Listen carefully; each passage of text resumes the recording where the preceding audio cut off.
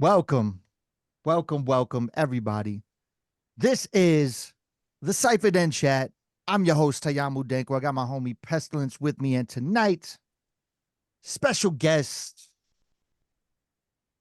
I mean, there's so many things to say, so many dope albums. One of the original.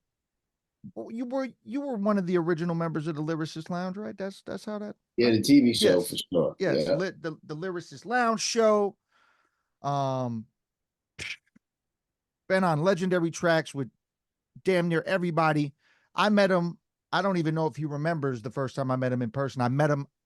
It's crazy because I met everybody there, I feel like, but I met him out at Scribble Jam one year. I believe that was what was that? 05, 04, something like that. One of those times. Yeah. But yes, Wordsworth is in the building. What is going on, man? How you What's doing? happening, Tiamo? Thanks for having me on here, man. Of course, man. Of course. I saw you started your own podcast. How's that been going for you? And what made you want to do that? Man, the podcast has been super dope for me, man. Like, the one thing about doing a podcast is you have to first just do it and not think about doing it.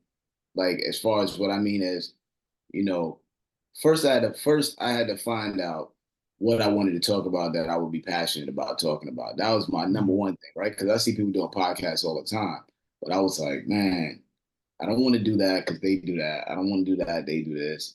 What am I passionate about that people respect me for? And my podcast writing. I was like, I love writing. That's all I do. I write everything. I write TV stuff. I write movie stuff. I write comic books. Whatever it is, I can write it. Cartoons. I do it all, and I've done it all. So I was like, man, that's interesting for me because I can have playwrights on, I can have novelists on, written books. So I was like, that's the world for me. And just the value, how much I value words. Okay, now I got that. And then I was like, okay, um, I'm research. So I said, let me start researching. So I started looking at this YouTube called Think Media. Very Mm. dope. Think Media is this dope channel. All it does is talk about podcasts. That's all it's about, pretty much. Podcasts, how to make money, the cameras, all this. I mean, it's an incredible channel. And I saw that this guy was saying he makes a lot of money doing YouTube just from the description links. And I was, yeah, see, Damn.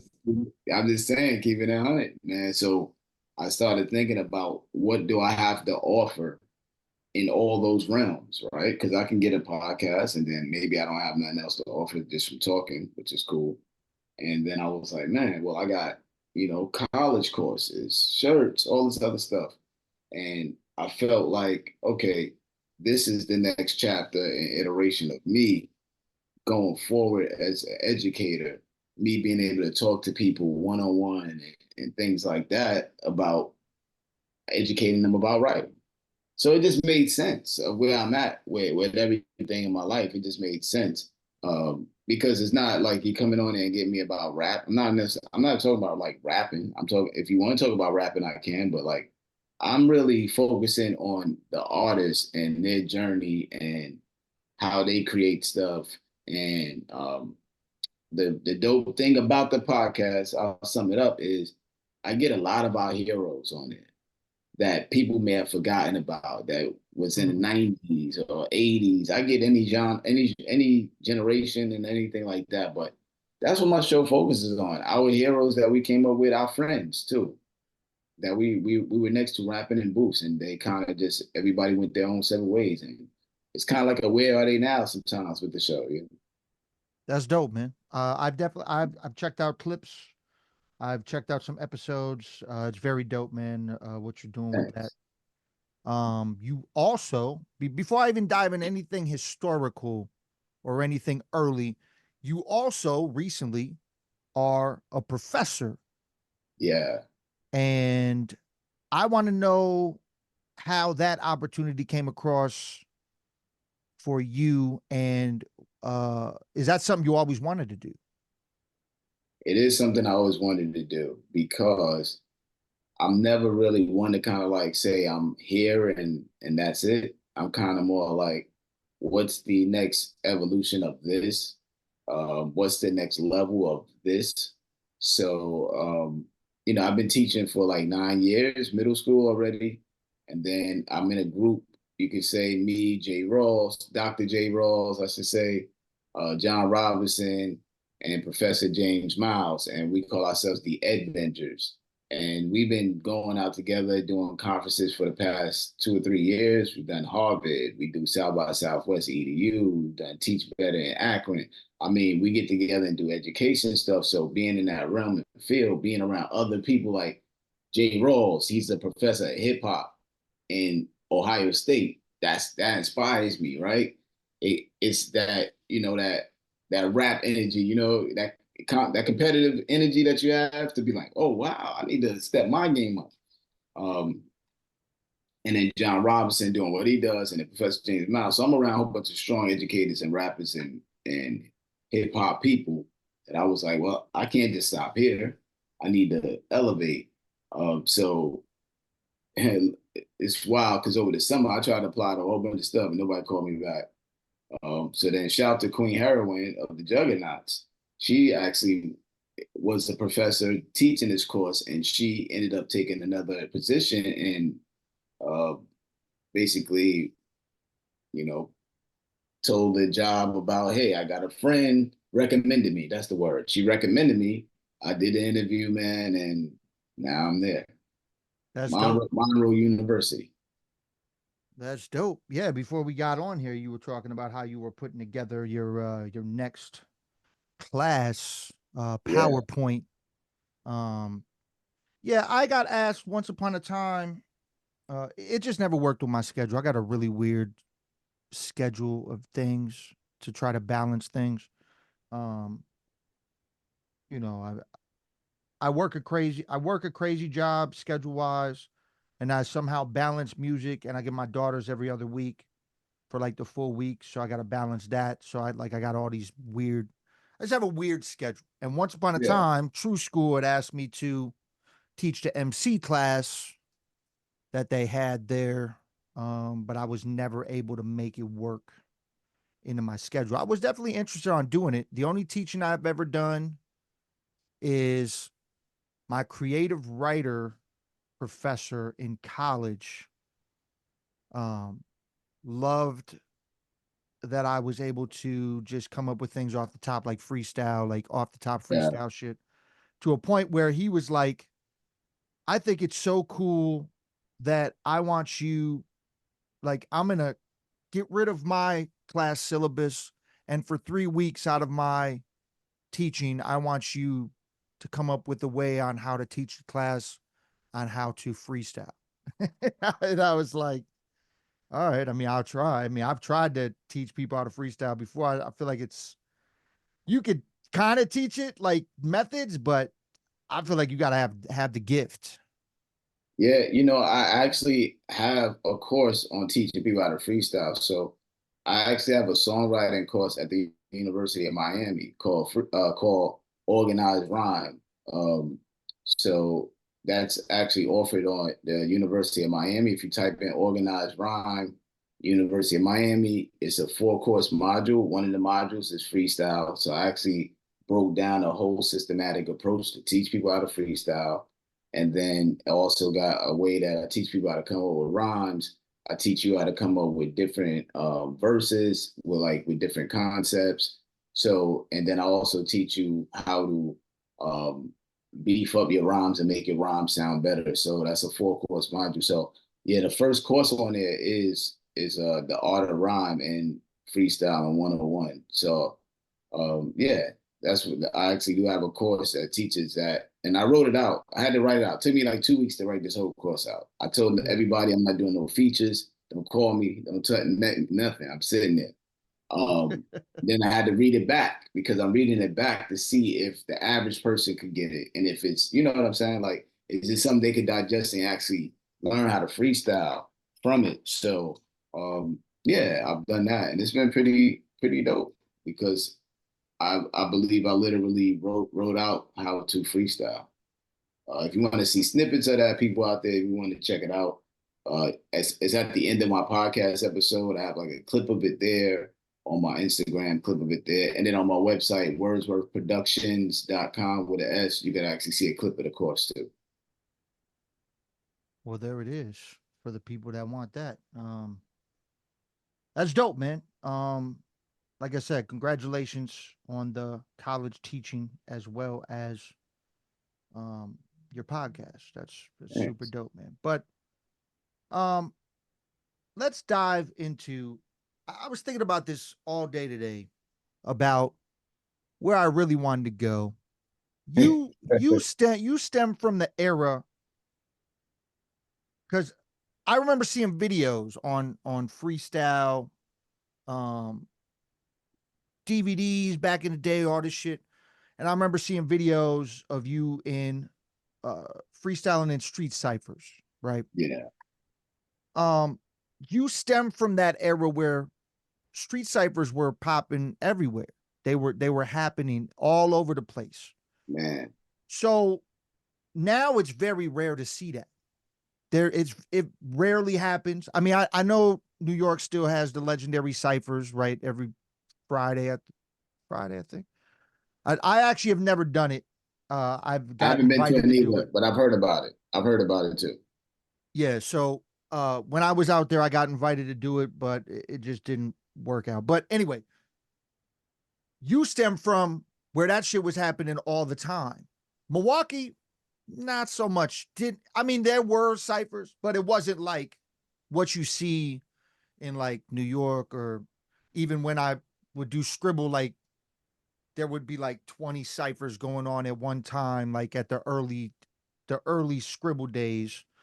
Um, do you miss that? And and um what like what made you, because you started rhyming early, what made you just go out there and just jump in ciphers? And but yeah, and then do you miss it? Do you miss that era of it?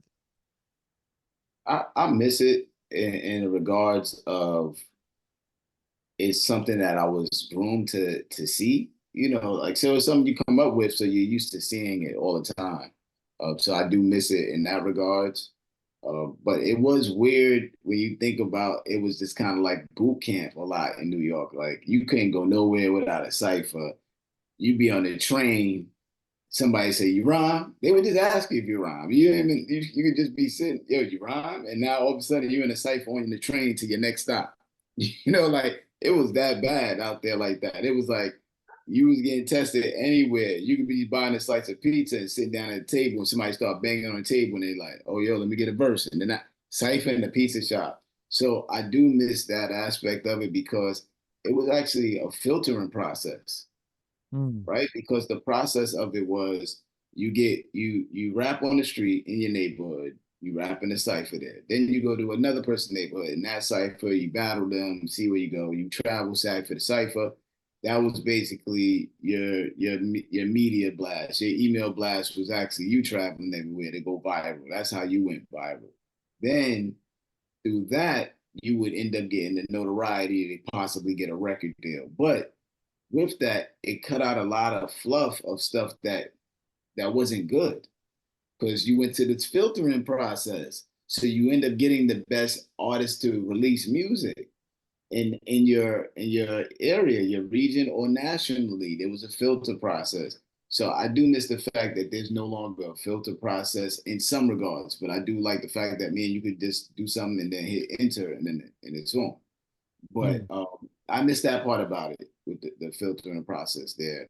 Um, if anything, what was the other part of the question again after that? Um, what made like I guess it's I mean, that's the main thing I wanted to know. But Yeah, the other part was kind of like, how did you just, well, you kind of answered it because you said in New York, it was just like they would just happen randomly, like yeah. wherever It's you just were. it didn't matter. You could be coming out with a broken arm and somebody see you and they'd be like, "Yo, oh man, that look crazy. Your cast, man. Yo, you rhyme?" It was just like it was like people preying on you. Like, you know what I'm saying? Going to the store, you come in with, you could be with groceries, and it just like, it was the assumption that everybody rapped. So your opportunity was only to show off your rap to somebody, and hopefully that person wasn't better than you. And then that's pretty much how you got through it. So you could be in your neighborhood. Everybody knew who the best rapper was in the neighborhood because everybody done either battled them, went by them, heard them, whatever. So you start filtering out. So the filtration process was dope. And isn't that crazy that this was back then, that everyone had the assumption in their mind that everybody rapped, or let me see if they rhyme, to put that feeler out there to see if they did it. And now we're at this stage where literally everybody raps. Yeah. Everybody, you know what it is too. Everybody doesn't want to say they don't rap for the most part Mm. because they see that there's so much monetary value to gain from it. They feel they may be missing an opportunity to get money. So if you ask a kid, do you rap? They most likely may say no. But if you put music on and you put them in the studio and they see their friends doing it, they'll write a couple of bars. They might have a couple of lines. They'll try it. The attempt is there because they see the how it's illuminated through jewelry and cars and luxury and some of them, you know, women or whatever the case may be, that they're willing to try it and say they are a rapper even though they may not be. So that's the real difference of it, is the opportunities to do it, like going to the studio and wanting to do it for the reasons of the joy of it, have changed. It's because of, it's doing it for Mm. different reasons. And it was always done for money, of course. It was always done for fame, of course. But now, being that it's so accessible and you've seen people that don't have a particular talent just be able to have the accessibility to release music and then the neighborhood know them, the fame of it has overtaken the actual process. So it's just like, I'll get fame tomorrow. It don't matter how good I am. I'm just gonna rap right now. I'm gonna release tomorrow. It could be funny, joking, and yo, throughout the school, the whole school hearing me. Yo, I'm gonna try it again. It don't matter how good you are. It's just the fact that attention, Mm. got attention. So that's where we are. So, with that being said, do you think everybody should rap? Because I remember, or do you think everyone should attempt to see if they can rap? I guess I because think everybody should. Mm-hmm. You got to finish the question? well, because I had this song, and this was done way back in. I think me and Sabak Red did a joint way back in like '03, and like one of his first bars in it is talking about how the quality control is gone. Yeah. It, um, so I guess that leads me into, do you think everyone should rap? I actually think everybody should rap in a different form. Hmm. So what I mean by that is some people should rap in writing a book about, you know, maybe journals, maybe rap and say what you got to say in therapy. Maybe you need to rap that way. Maybe you need to rap by making music videos or making movies or short films. Hmm. I don't think we should just take rap as only just something that's just words necessarily said by the MC, but as a outlet, right? Because people say it's an outlet. A lot of people just say, "What is rap?" It's another outlet. So it's kind of synonymous with being having another outlet. So I would say if you want to rap, not necessarily using a microphone, making music. There are other outlets to rapping. There's books, there's movies you could do, there's journaling you could do. You can find someone you need to talk to. Maybe you need to vent and find ways. So I think if it's a great exercise in venting. And when you vent and you get it out, I think you become more of a productive person overall, and you're able to affect and contribute to society probably in a better manner, right? So what me and you do, we rap, somebody hears it, they get inspired. That's our contribution to the globe, to the world, the Hmm. overall picture of humanity in some regards, right? And if this person raps to a therapist and they get their emotions out, then it makes them a better person to be able to contribute to the world. We're all trying to figure out how we can find our way to get our stuff out to the world and contribute. That could be a job. It could be that. Maybe your version of rapping is going to work every day. You Mm, know. So I I think feel we're that. all, you know what I'm saying? So we're all rapping. We're trying to rap in some shape, form, or fashion.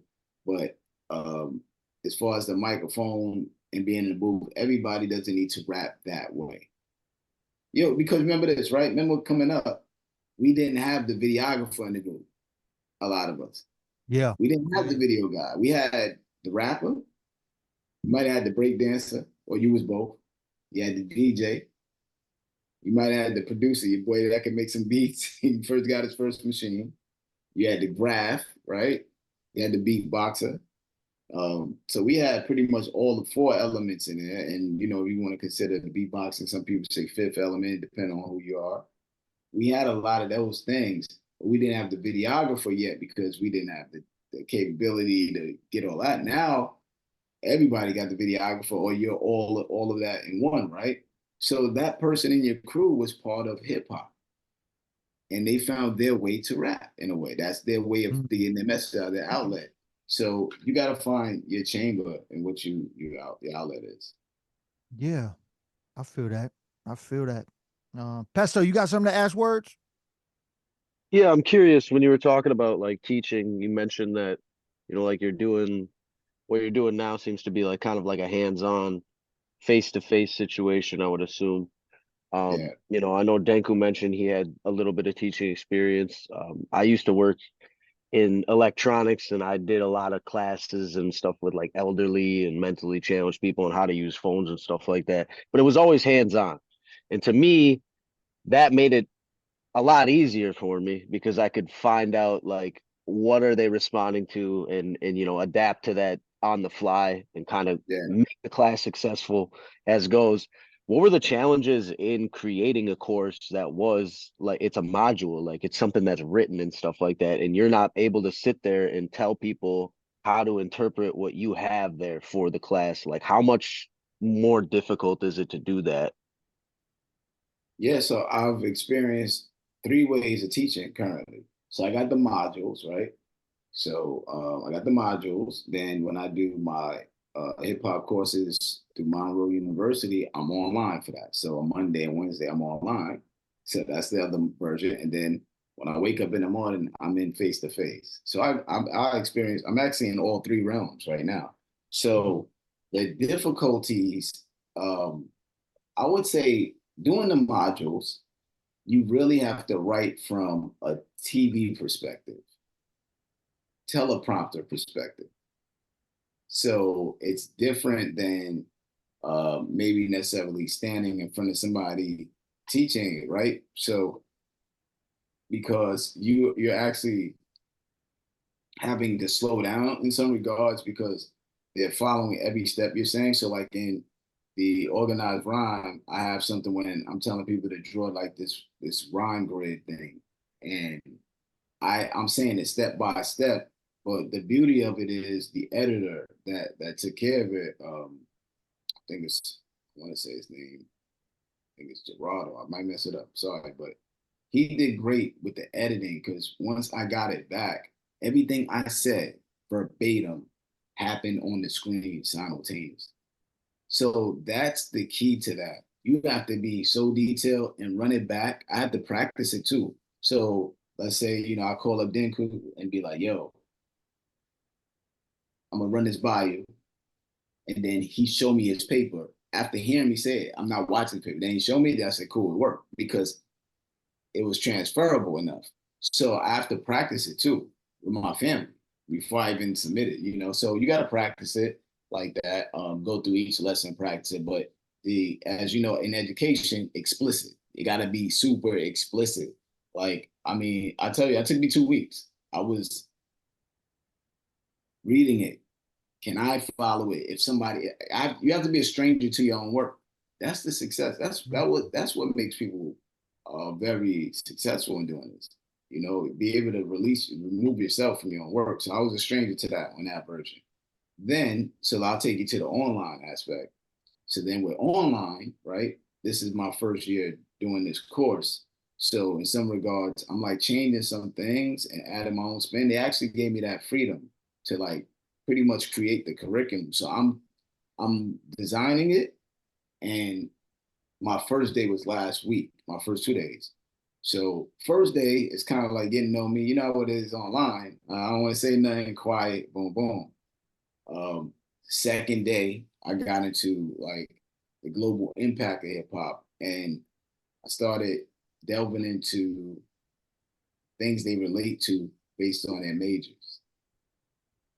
So that helped a lot. So I actually am relating to them and what they are going through in school and have hip hop involved. So that helped a lot. So I started doing a lot of that with that once I did some research on all the students.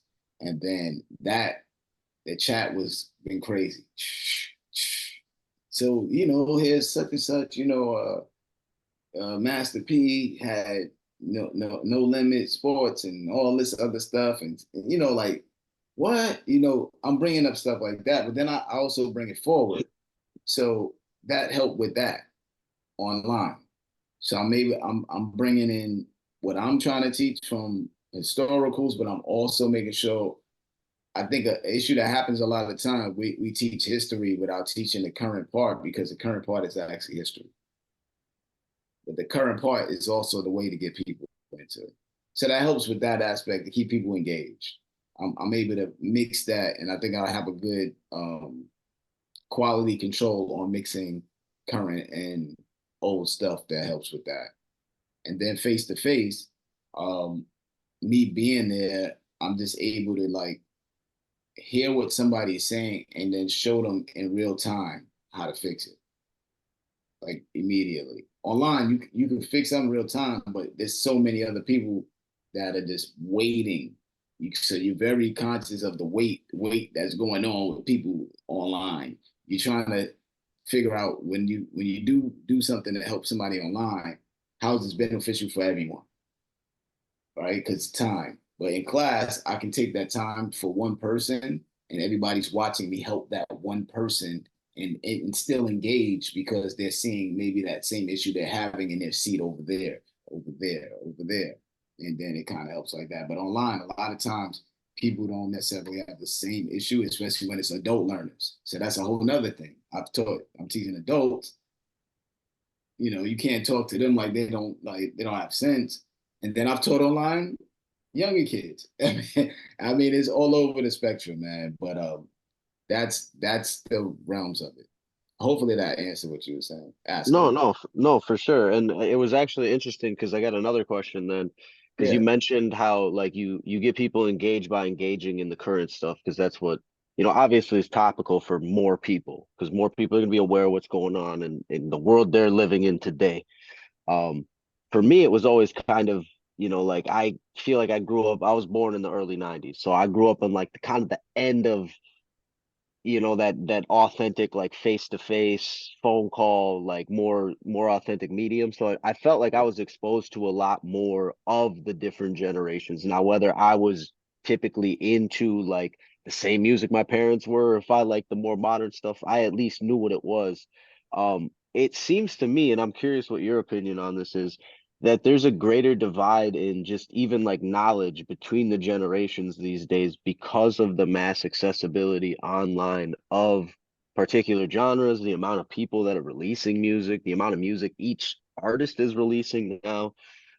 It's kind of like so saturated that you don't really get that competition anymore, because everybody just finds what they like and kind of stick with that, and there's not really much, there's no scribble jams. There's no, like yeah, competitive forums for people to display their art. And that's why like at the Olympics, seeing a B-boy competition was really cool. Cause like that's another one of those elements that typically there's competition. And I know there's still leagues and stuff like that around, but like on that scale, we haven't got to see that before. So it's like, what do you make of the difference between like the era you grew up in as far as like hip hop and the the competitiveness like you were talking about, and like that and like today with people growing up, and like like there's people that we could run into at a show that aren't even rapping their words to their stuff, and the people that are listening to them think we're dog shit, and we got no backing vocals, think who's freestyle and stuff, like it's a crazy authentic performance, and they think like that's they're into the other stuff. Where do you think that divide, it seems like it happened really fast. That divide happened because once music became digital, nobody cared about credits. So once you don't care about credits, then it's just more just like you just getting this item pretty much free. I'm not doing any research to be attached to the process. So the process, the attachment of the process just basically got lost right there. Right. So what I do in my class with the kids is we actually do credits. We do projects that involve you have to have credits. Like you have to mention who did this, who did that. You got to introduce them to that. So then what my comparison is I say, all right, a lot of y'all kids and your parents own businesses. A lot of you want to follow in your parents' footsteps. A lot of you want to own your own business. What if you made shirts and nobody knew who made the shirt? Would you like that? When you start putting in their terms, what if you all right, that picture you drew right there is fire right there. It's fire. Nah, don't put your name on it though. We ain't gonna give you no credit for it. You want people to know it's yours, right? So you can make money. You want people to notice that. All right, well, there's a sax player that played on this, there's a trumpet player on this and that. So we have to build a value for credits because right now, I mean, I ask kids in class, when's the last time you bought a record? There's no hands going up no more. There's no hands going up at all. Yeah. No hands go up. No hands go up. So I'm standing there as a teacher, as an educator, but at the same time, I'm an artist, and I'm like, nobody's buying records because I multiply that question times every class I ask, nobody's raising their hand. Multiply that by the entire school. Multiply that by thousands of schools. You get what I'm saying? Nobody's buying music no more at that age. Now, me at that age, I was going downtown to Beach Street, getting on a train, trying to, go downtown Brooklyn, go to get music from Beach Street, and and get the cassette, calling my mom at work, bring home the cassette. I was trying to hunt that music down at that age. Their age, there's no need to hunt for the music because they can just push a button and get it free instantaneously. So we have to build the respect for credits, but not build it for the respect of credits in the music. Build it for respect and credits in their life and what they do. Oh, you skateboard? Okay, cool. Tony Hawk is? Yeah, Tony. You got the video games, Tony Hawk, right? So he's respected through the credits of the games, names on that, right? Credits. So you like Tony Hawk, you like I want to say, is it Paul Rodriguez, right? Paul Rodriguez. You like these skaters, these skaters, these SB dunks. Okay, cool.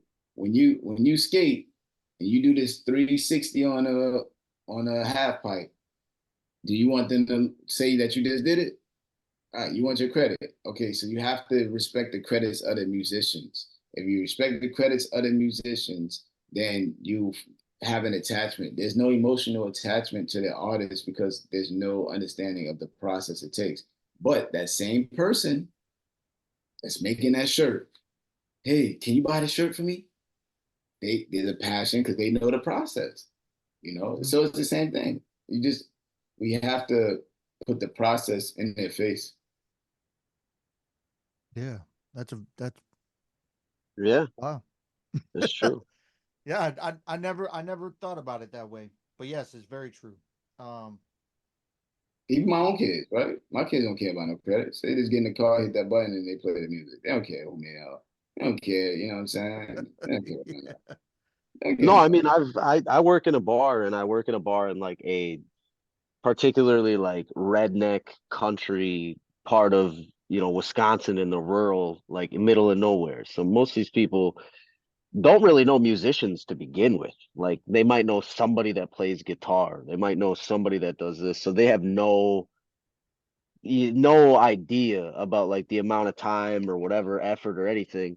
And I typically don't advertise what I'm doing a lot of the time, but like obviously with something like this tour, like I manage this bar, so I gotta kind of tell people like, hey, I'm gonna be gone for X amount of days. What are you doing? Well, then I let them know, and it's met to like a severe confusion of like, why are you?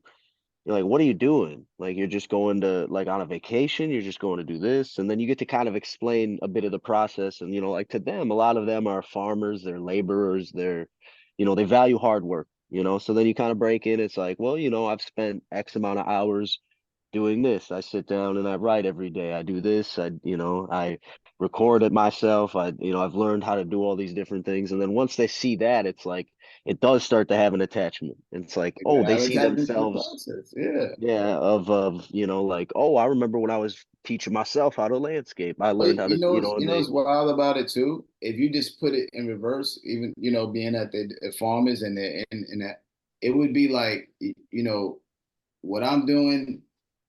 You basically, it's like saying, if I came to work on a farm with you and watched your process, I would probably even respect what you do 300 times more. So, absolutely, what you do at the farm, I'm sure it's hard work. I haven't done it, but I'm sure if I work one day with you, I would respect it like that. So it's kind of the same thing. We're both doing these loves and passions, but we haven't experienced the other one to really have the personal attachment. But like you said, once they start seeing it and this and that, they're going, oh, they're starting to feel it. And it's the same thing. That's why I respect anybody's hustle because I haven't done it, but I'm sure the passion they're doing with it is just as passionate as I feel about doing the music. Well, you can't empathize with somebody that hasn't experienced it, right? If somebody hasn't written and this and this and that, you could empathize once I put myself in your shoes at your job and you see what I'm doing. Now we can kind of empathize. Man, that's hard work you do that. I see, man, because I feel it's like when you're plowing the fields, or it's like when you gotta go pick things. This is my way of picking. Oh, I get it now. So that's a huge thing. The lack of empathy is not there neither in the process. Mm. Nobody knows how you feel and what it takes to put stuff together. So, credits right. is right. I mean, credits, man. Credits is a big deal. Yeah. Um, did you did you always, or what do you prefer? Do you like one better than the other as far as being a solo artist or group collaboration artist? Is there one you like more than the other? Because when I first heard of who Wordsworth was, it was Punchline and Wordsworth was Yeah, my introduction back in the day. Like I still remember when I don't even know if you knew this. You had to have known it was happening, but literally, I used to go to Best Buy all the time and get new shit that would come out all the time until I would start going to independent record shops or whatever. But I would go to Best Buy every week to find the new shit that came out. And I remember this one time I was up there and they were literally handing out promo of the Lyricist Lounge tapes yeah. at Best Buy. And did you know that was happening? Like they I were think doing that. I didn't know what's happening, but I can understand it happening if it's handing out Lyricist Lounge promo tapes because of the TV show. Yeah. So So so they were so the doing that. money, yeah, the promo definitely money changed because we had a TV show. So the promo, yeah, definitely I can understand that. Yeah. So yeah, so is there a certain thing that you prefer? I mean, you obviously have a bunch of solo records, but you also have, things with EMC, Punch and Words did things early on. Like you got all these different things. Like, is there something that you prefer over the other? Yeah, I prefer to do my solo stuff. I prefer to do solo stuff because there's different realms of it all for me, right? I actually was a solo artist. I went to school. I lived in Brooklyn, went to school in Manhattan, and met a friend named Sono, which was actually Punch's close friend. So it actually was three men in the group. Mm. Sono goes off to college and leaves me and Punch. So we go to Stretch Armstrong and Bobito with Poke and Tone and Track Masters. That Stretch Armstrong and Bobito freestyle is what got you punching words because Bobito says y'all should be a group on air. but we actually weren't a group. But Bobito suggested that. And that's how you get punching words. So then after that, of course, later on down the line, we get on Mona Hip Hop or JF, which owned that. And at that time, Ace is putting out a song with Strick on this record label. And Mona Hip Hop, John, he's actually owns the label and got me in Punch on here. He's like, yo, I'm working on a song with Ace. Yo, you should meet Ace. Ace heard us. And Ace said, y'all like them guys. I got a song probably for them. And that's how that happened. So the realm of it is I always started in that mindset anyway, right? And then Bobito gets that, which worked out kind of dope too, because we both was at that era was punchline time at that time. That era was really punchline-ish. Then we end up doing EMC. So I love doing EMC for its own reasons of brotherhood. Like being out on the road, we toured 15 years with no arguments, you know? So like them guys could order my food without me there. They know everything I eat. I know what they eat and vice versa. 15 years, no arguments, right? So then my solo stuff, it just it allowed me to sink or swim. That's very much it, right? Because I think I'm as dope as I am, but you really aren't as dope as you are until you have some forms of success and milestones. So my first album, Mirror Music, was like sink or swim on the basis of credibility in my eyesight and in my mind. So that credibility and becoming a storytelling rapper helped me sustain to now. So that's the journey of each of those dynamics for me. You had just mentioned Mirror Music. Before I met you in person at Scribble, I believe you went to Scribble after that album drop. What was it, 05 or 06? Yeah, 04. Yeah, 04 the album dropped. Yeah. So I was very into the Guardian Angel joint. Like, love the beat, love the story, love the concept. Can you just take me to the writing of that song in particular? I always was curious. Yeah. Shout out to my brother Kurt Gowdy. He actually sent me a beat today through my phone because he's starting a podcast. So Kurt Gowdy at that time produced that record. Kurt Gowdy was down with Trackmaster. He actually did Nas Shootouts. He did WW.Nori. He did Firm. So we were tight like that. So when I started doing my solo stuff, it was just only like friends right there to get it popping.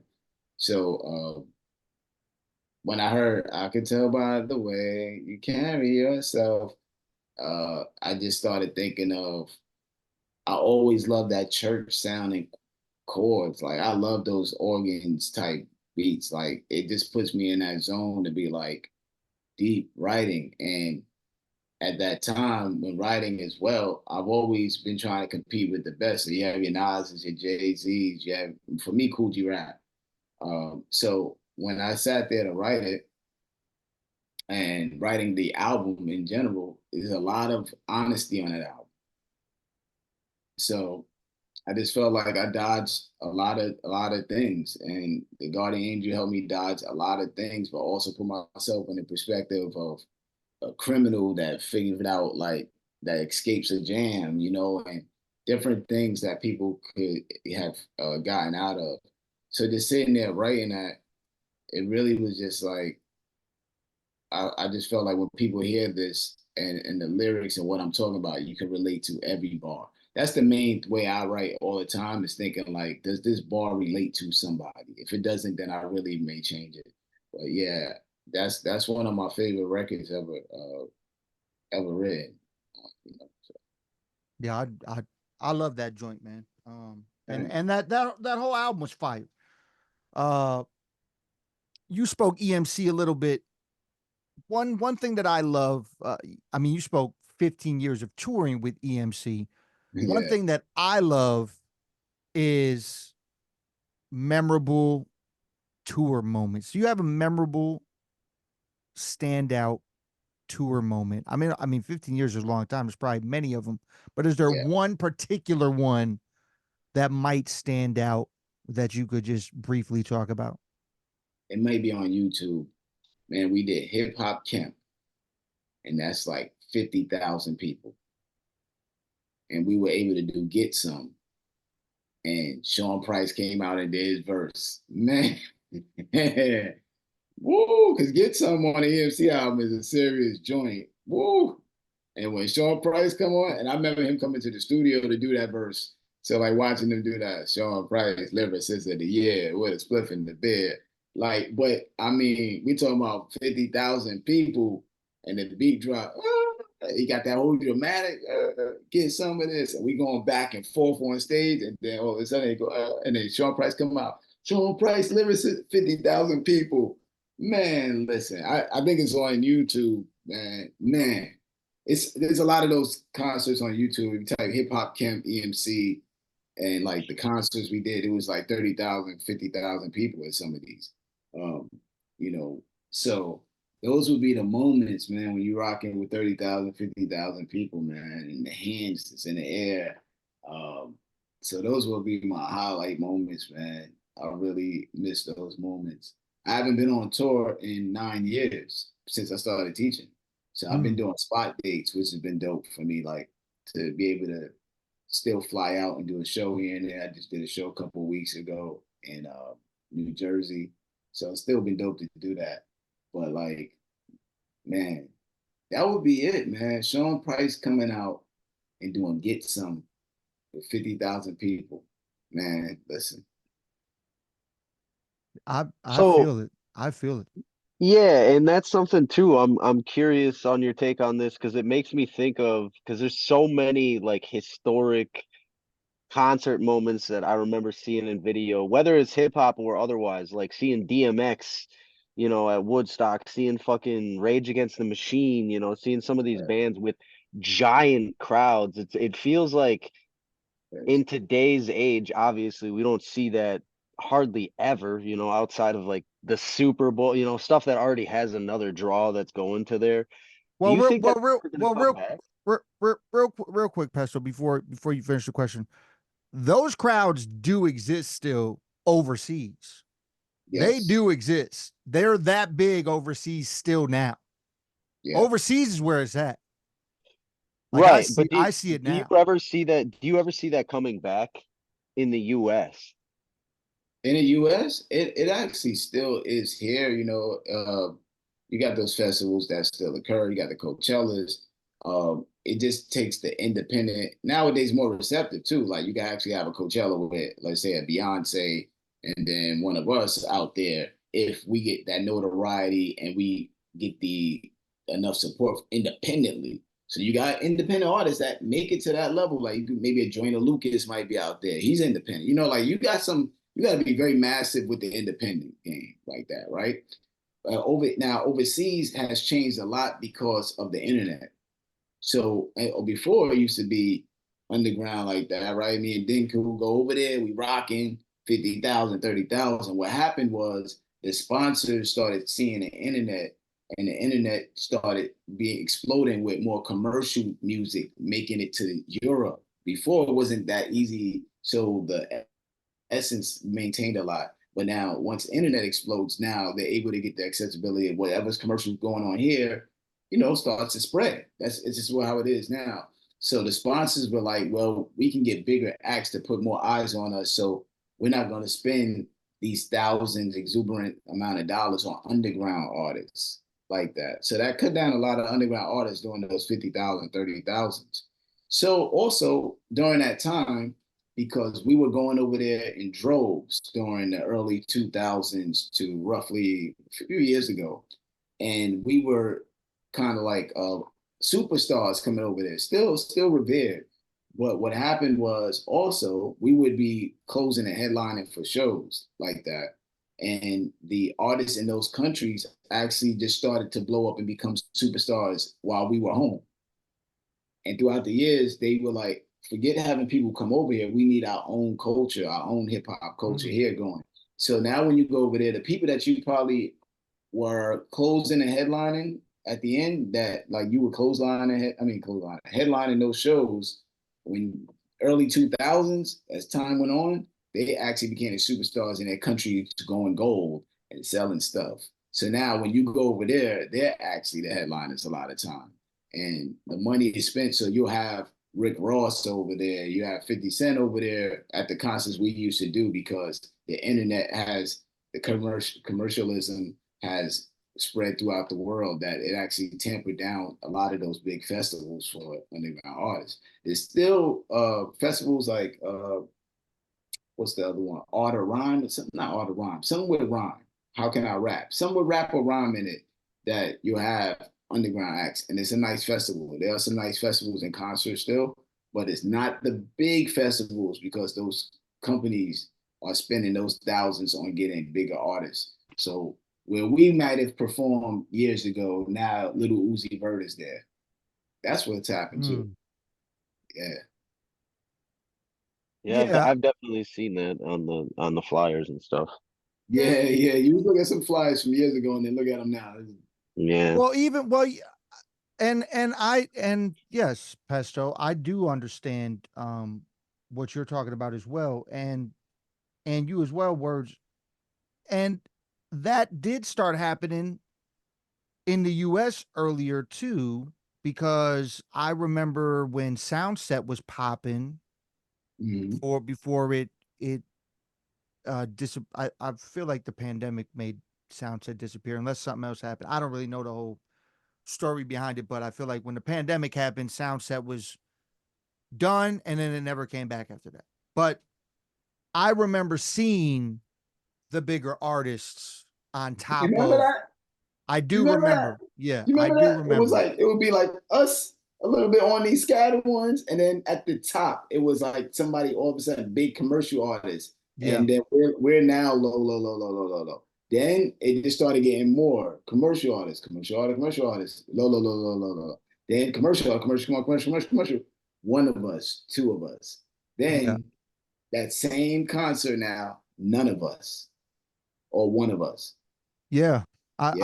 Yeah. I mean I only went to one. The only one I went to was it was either 2015 or 2016 where there was still a lot of dope underground independent like the one I went to like Sean Price was there, Right. Aesop was there, but and then the headline was I think the headline was Snoop that year. And the craziest thing about it is Busta Rhymes was one of the headliners. His flight, he either missed it or something happened. And his fill-in, this is the crazy shit. His fill-in, because there was no other artist to like match with Busta Rhymes there, his fill-in was Prof. And I'm sitting there like, because I was looking forward to Busta Rhymes, and they were like, Busta Rhymes is not gonna be attending Soundset this year because of this happened. So we have, and then Prof is like the co-headline to Snoop Dogg, and I was like, what the fuck is going on right now? Not no disrespect to Prof, but at that time I had no idea who Prof was at all, like zero, and it was kind of crazy. Yeah, it changed. It changed, man. And that's how it is now. You know, Yeah. the only people that kind of keep it in that realm of what it is you have the Roots Picnic, so you have that diversity, right? But you have a Roots Picnic, and still, I think what did they have Meg Thee Stallion or something like that this year? They had somebody on it that people were like, "How you got that person on there?" But at the core of it, you still got the underground for the most part. Or what they do now too is, I think something's in the water. Pharrell's concert, you have Pusha T on this stage, and then you got to walk down here to get the underground stage. So then Mm. they started doing stages. Remember, it used to be all on one stage, but then it was like, let's do different stages. So it started breaking up to that point. So that's where we are with it now, stages. If you're not on that stage, you know. Whatever happened with because you're out there. Whatever happened to like the Rock the Bell shit? Because like it was there, and then it was like not there anymore. Yeah, Rock the Bell still exists, but I think it changes venues now to the way it does it. So now they do Rock the Bell cruises. I didn't even Yeah, know that. I didn't even know that. yes, they Huh. do Rock the Bell cruises. I think you can look it up. I think they just had one recently or one coming up. But yeah, they do the cruise and then they have these artists that are on there for performing these several nights. You know, the cruise how those do like 4 to 5 days, maybe a week. So that's what they do now. Rock the Bells has cruises. They actually, this was watching on Instagram. If you go on Rock the Bells Instagram, I think they show like picture of the cruise online. You can look at Rock the Bell cruises though. But yeah, so they do cruises now, which is dope too to do the cruise. But I think they do the concerts, like legacy concerts here and there. Usually, I think maybe Cali, and then maybe they do Central Park, maybe. But like they're still around doing things, but definitely Rock the Bell got cruises going on. Okay, that's what's up.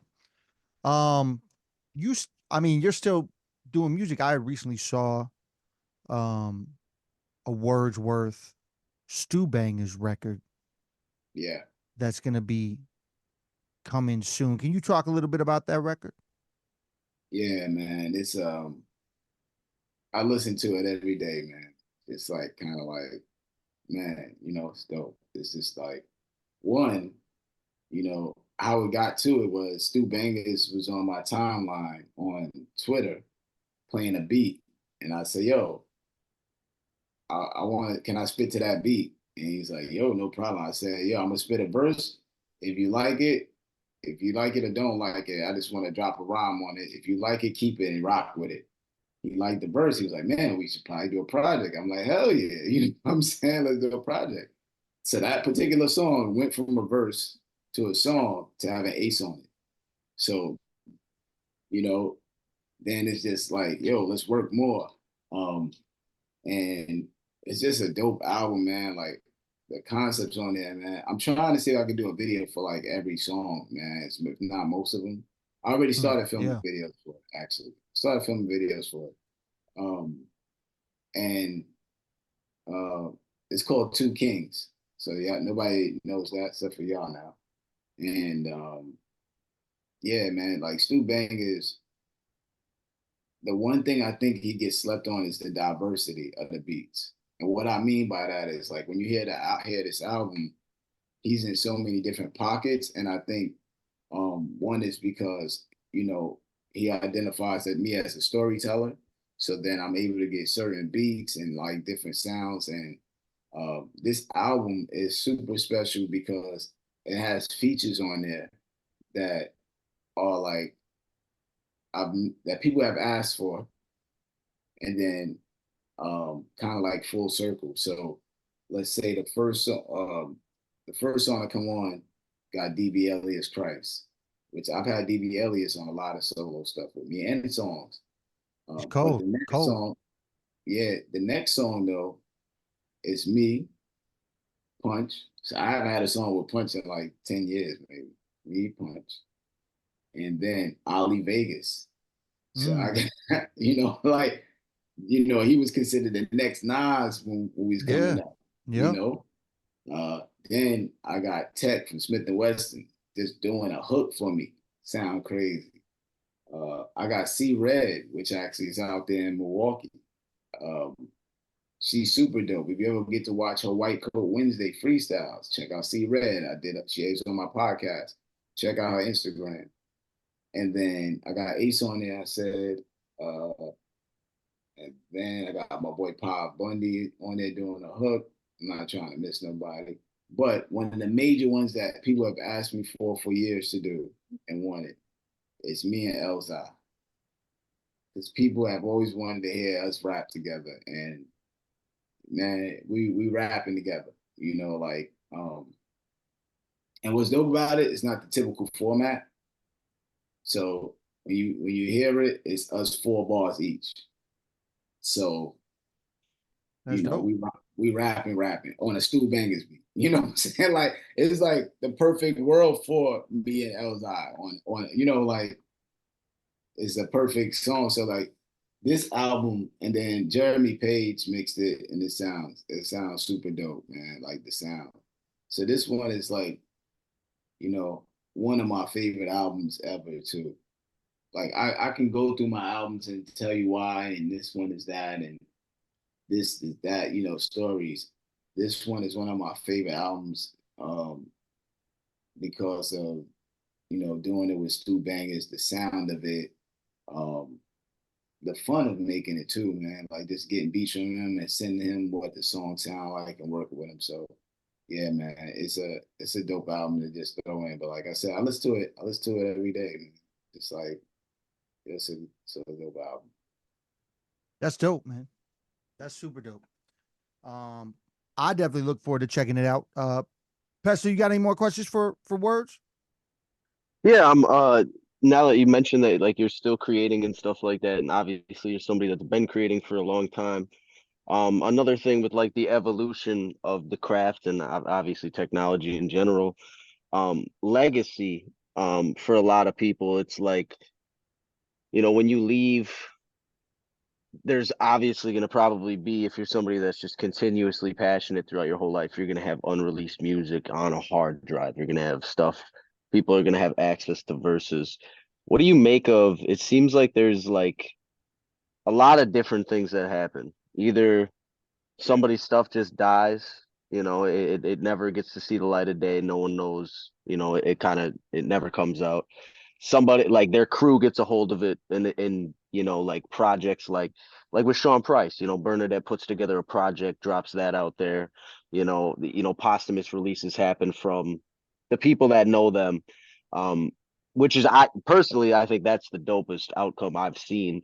And then there's this other one where like it gets, and I think it has to do with labels and ownership rights and stuff of people's music, where it kind of gets preyed on, in a capitalistic way. There's people that'll buy them and lease them out. There's people that'll take them. There's, and it just kind of becomes a free for all. What do you make of all of that? Like the differences in what happens with people's legacy, and I guess what do you like hope to leave as a legacy in hip hop when you're all done? Well, I told my daughter, if I brought in here right now and I said, "What did I tell you about all my music and stuff?" I go, she's gonna be like, "You said don't ever sell your publishing." Like she'll tell you that straight up because I own the publishing for everything I've ever done. You know, that's the one thing that's, I own Mirror Music Publishing. That's the only album I don't rightly. I own the master. That's it. That's the only album. Every other album I've done, I own the master, except for EMC albums, of course. But I own all my publishing is on all of those albums. So that's the main thing for me. Is just kind of like trying to set this up so it's like autonomous. That's been my mindset. Like, so I got the book. This book went to number 10 on Amazon. That's what Words are worth when that came out. I got the Socks book right there. That's a kid's book. I got the online course right now. Anybody could take it in the world at any time. It's a non-credit course, so you pay it, you get it, you keep it for a year, and then you get to work with it. I got shirts. I mean, I just been thinking of just how to make myself just be. I just don't have to do nothing, So that's been my mindset. How do I set it up that I don't have to do anything really, and just kind of looking forward as being like hired to be on panels. That's kind of how I see where I'm going with this. Like, I don't mind hitting the stage. People still get on stages, and I don't mind. Some people pay me to do both. They be like, come out and speak, and then I want you to perform. But for the most part, just in general, um, having the knowledge I have is just making sure that whatever I have and whatever I do is autonomous. So the curriculum, right? Just to talk about that a little bit. The curriculum at the University of Miami, organized rhyme, y'all, is licensed by me. I license that to them. So I could take it down, whatever I wanted to do, with it. And then so right now it's exclusively licensed to them, those 4 modules.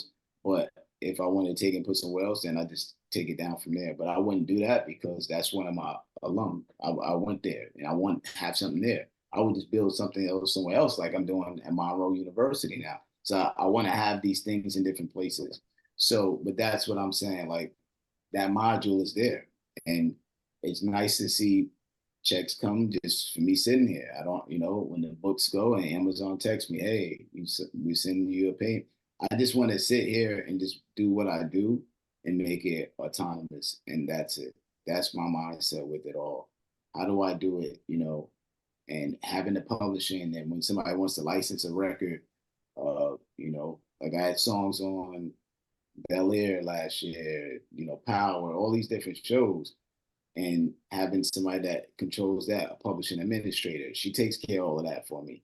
So if you want something for a book, you want to quote me for a book, you go through her. She takes care of that. So like quoting me for books.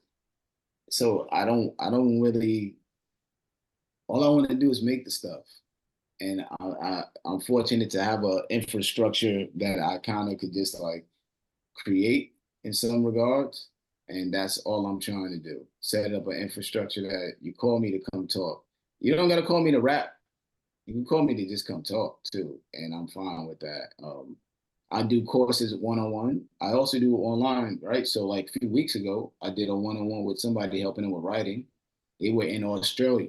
I had to get up 5 a.m. for them to reach them for they meet them for their 8 p.m. You know what I'm saying? So like I'm doing all these things to kind of establish these things like that you know, having all these different services, man, just having services. So that's kind of how I would look at it. Having services, create some workshops in your area, uh, do some online, maybe create some online modules. We all could do that, both of y'all could do that. That's nothing if you want to do it, it's on modules are out there 24/7, so that's kind of where I'm at with that. Hopefully that answered the question. That's dope. I mean, I think it's a lot of knowledge to drop for people that are independent and Yeah. and kind of want to know where to start and get kind of handle on that. And I've always kind of admired people that you have a plan for what you're doing and you set yourself up in that way. Because I mean, ultimately, that's my goal with anything too. Is like I know the things that I enjoy doing, and there's a lot of strings that come with those things that, I have to manage in my current space. The goal is to get to a spot where I don't have to manage the things I don't want to deal with. I want to focus on the creation. I want to focus on the perform, whatever I want to focus on, I can do that freely and still maintain, stuff where it's like I don't have to worry about, what's happening with this or, all the stuff that maybe isn't necessarily a passion of mine. Another, I mean, I could talk about this stuff all night, but another thing with preparation of it is, so let's say, uh, like my last album, Fragility of Life, like that album, when I did it with Kells with the Heat, I was very focused on making sure the beats had no samples. Because where my mindset is now with TV and doing licensing, I don't really want to do albums with samples like that. So like, Mm. that's a focal point, even with me and Stu Bangers talking, like, he's like, yo, these joints don't got samples, these joints I got sent this on that, and working on that mindset, me and him in that same mindset, we're thinking future, because we know that a lot of that's where you're pretty much going with the music. People buy most of their music from listening to TV and videos. So you go, oh, that song's fire. Let me hear that. What is that? Siri, what's that? Or, what's that? Your phone takes you right to the store to hit the button to buy it. So um, that's the mindset of it. So I would just say, think like that, right? So let's take it like this, right? Let's say tomorrow you start recording the album, right? The new album, and you go in with the mindset of, I gotta find somebody that's making joints with, I want to make this joint with no samples, right? What that does for you, it's kind of like what I tell people to get a passport. Once you got that album like that, now your mindset is, I gotta find someone that pitches the albums for TV. You see what I'm saying? And then Mm. now you got that going, and now you're in a whole nother mindset of, I need to make more joints like this. And then you can still do your other albums, but your mindset, are you preparing yourself for those opportunities is the question. So as I go forward, I know every song ain't going to necessarily probably be sampled like that, sample free or whatever, but I'm like, my mindset is this: if you send me a beat and I really love it, like let's say a Guardian Angel, right? I'll be like, yo, can you replay that? Like I ask. I'm very proactive. I ask, yo, this joint is fire. This is crazy. Yo, boom, boom. Can you redo this? Can you do that? I got a song on me and Sue Banger's album, this joint called God's Mailbox. Man, it's one of my favorite records I've ever written. And so I'm like, man, God's Mailbox, when people hearing what it's about, I'm like, man, this could probably be in a lot of movies, whatever. So, but I'm thinking like that. So I think that's the key to it, is you're thinking like the areas you want to be in and go from there. Um, you know, I've written cartoons a lot, like, did SpongeBob, Dexter's Laboratory. I was on Netflix and Peabody and Sherman as myself as a cartoon character. And that's all thanks to Prince Paul. But Prince Paul, we started on one, Dexter's Laboratory. And he saw that I learned the skill of writing for cartoons and I did others. So then now my mindset is, how do you do cartoons? So I think you just gotta start pointing at some stuff you want to accomplish in those realms, and then you gotta craft towards that. And then you'll be like, oh, I got this covered. And then those will accumulate to some of the freedom you're asking for. But I think we just can't make rap, like just make albums. You know what I'm saying? I don't think, Right. yeah. Okay. Even the other thing I would say this, right? Like, have you put any books out yet? Books, no. All right, so check it out. You actually have written books. This is a book of my rhymes, and it went to Okay. top 10. You know what I'm saying? So I was defeating myself when I was like, I need to write a book. I need to write a book. Then one day I just said, I've written books. My whole wall is books. It's these albums on my wall. You know what I'm saying? So that's it. This is my office area, but you can see that's all the albums. Those are all my books. So I'm converting all of those albums into books. Why am I rewriting a book? I'm Man, playing myself. You know what I'm saying? We've already written books, man. We've written audio books. We've written yeah. audio. So we got to do the opposite. Usually the person write the book and then they go to audio. We actually got the audio version. We didn't do the print version. That's That's, nah, I yeah, mean, that's super interesting. yeah, you got books. You got books. Literally, you take all your rhymes and by like you could use the same artwork and all that. And like today is Tuesday, we're on here, right? Man, if you really wanted to put a book out, you got the book out Friday.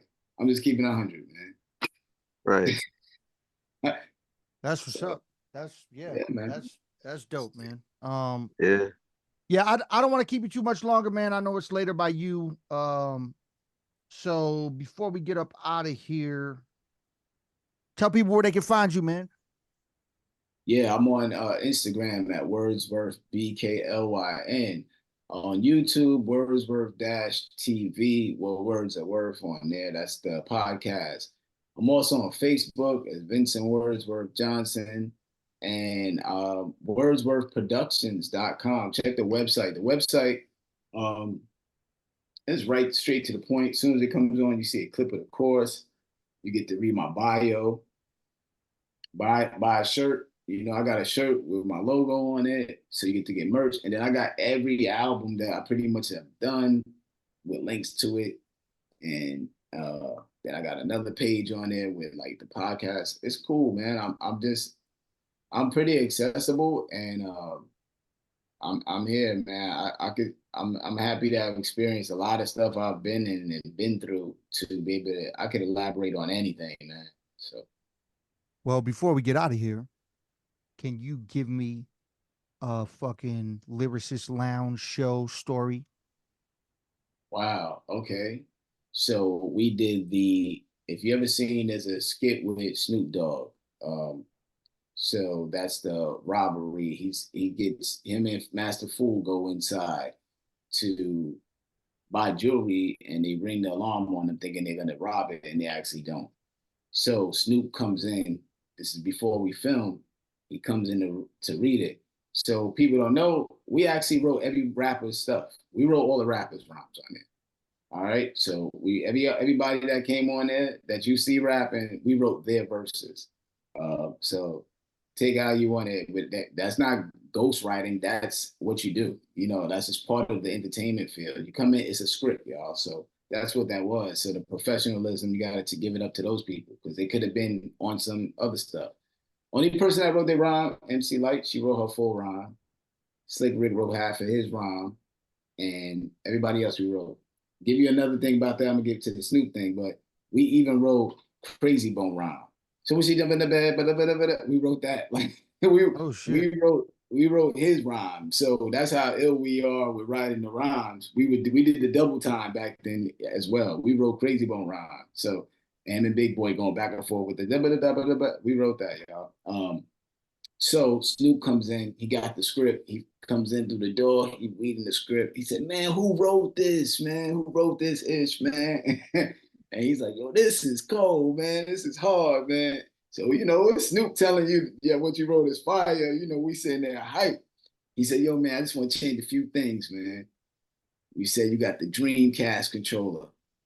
I just want to say the Dreamcast with the blue controller. You might you mind if I change that?" It's like, nah. We had Adidas. He said, "I need to put Chuck Taylors. I gotta change." So just him changing the little things, but just those things. That's it. You know what I'm saying? So for him to just say it's dope the way it is, I gotta change these two things to be me. Fire, man. Iconic, man. CeeLo coming on and we do the jail scene, him walking down, and we do the old like UTF flow on there, and he says, "Yo, I remember this. This is Roxanne flow," and he's hype, and him hype about that, and you like, yeah, because we all growing up when we know these are icons and heroes, but you don't know if they know the same. This is what's so weird about hip hop. Like me and us talking. We're living hip hop. We don't know if we all know the same history, but we do, but we don't discuss it. So when he's coming in and we're like, "Yo, he's doing the flow," you say that name was Barry and you see CeeLo doing it, and he go, "Yo, this is the Roxanne." You get hyped because he gets it. We grow, oh snap, he knows. So that's what those are some of the moments. I got so many stories about it, man. Like it was just crazy, man. It was crazy. So that could be your next book, man. yeah, man. Hopefully, man. We'll see.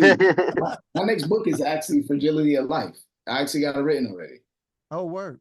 Yeah, I got to do the cover, but the Fragility of Life album will be the next one. It's already written. Well, there it is, man. This like I said, this has been great, man, having you on here. Make sure that y'all that do tune into this, make sure y'all get that Stu Banger's Wordsworth that's coming at y'all soon. 2 Kings, he announced it. That's what's up. Yeah, man, this has been super dope. I appreciate you coming on. This has been the CyphaDen Chat in association with the Denku Podcast. Brought to you by CyphaDen Music, where we inspire even those higher. And remember to never stop chasing your dreams, because you will never know what you are fully capable of. I'm your host, Tayamu Denku. That's my homie Pestilence. And tonight we had the amazing Wordsworth in the building, telling us all types of different things, going from one avenue to the next. I hope y'all enjoyed it. And yeah, man, we'll be in touch, man. Hopefully next time you're actually in Milwaukee, I will be able to attend, because I feel like every time you ever been here, I've never been able to be there because I'm always doing some other shit. You know what I'm saying? Yeah. But yeah, man, appreciate you again, man. And good luck on the album. Good luck on future ventures. And we will be in touch. I will let you know when the episode drops. And till next time, man, peace. Peace. Thank y'all again, man. All right, man. Peace.